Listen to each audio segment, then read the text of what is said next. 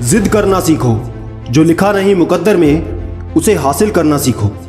मत ढूंढो मुझे दुनिया की तन्हाई में, मुझे आईएएस बनना है, मैं मशरूफ हूं अपनी पढ़ाई में।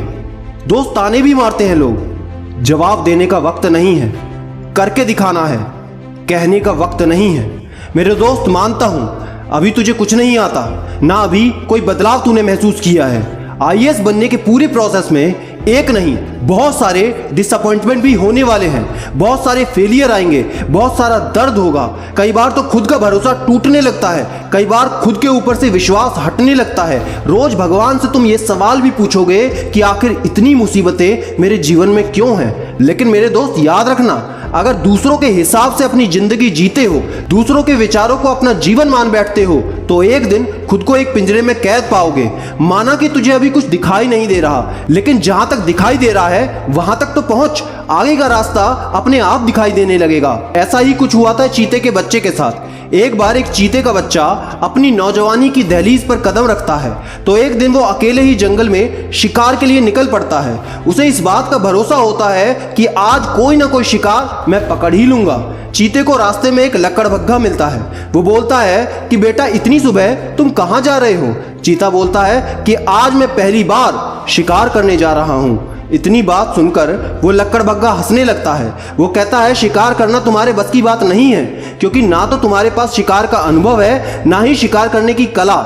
इसलिए लौट जाओ, खेलो कूदो और मस्ती करो, शिकार विकार तेरे बस की बात है ही नहीं।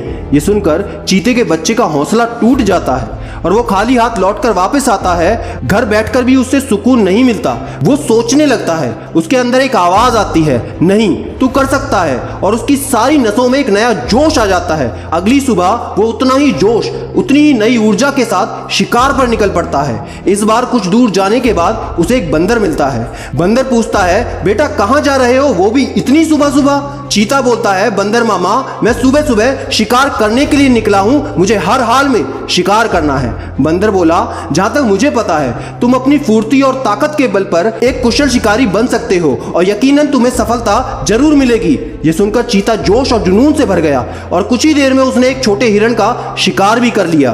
दोस्तों आपने देखा, वही है उसकी ताकत, वही है उसकी फुर्ती। लेकिन पहले दिन उसे निराशा हाथ लगी, क्योंकि लकड़बग्घे के शब्द से उसका मन खराब हो गया। उसकी क्षमता और शक्तियों पर सवालिया निशान लग चुका था। लेकिन अगले दिन बंदर के कुछ सकारात्मक शब्दों ने उसके अंदर एक नया जोश भर दिया। उसे खुद पर विश्वास हो गया और वो शिकार करने में सफल रहा। दोस्तों जब भी आप यूपीएससी की तैयारी करते हैं या किसी भी कंपटीशन एग्जाम की या अपना बिजनेस बनाना चाहते हैं, अपने सपने को पूरा करने में लगे हैं, तो याद रखना कोई भी लकड़बग्घा मतलब नेगेटिव पर्सन आपकी टांग खींचने के लिए रास्ते में खड़ा होगा, क्योंकि बहुत ही कम लोग ऐसे होते हैं जो आपकी क्षमताओं का आकलन करके आपको आगे बढ़ने के लिए प्रोत्साहित करते हैं। तो इसलिए आपको अपने अंदर की आवाज को सुनना है और आगे बढ़ते रहना है। Be happy and stay motivated with सिडीमेनिया।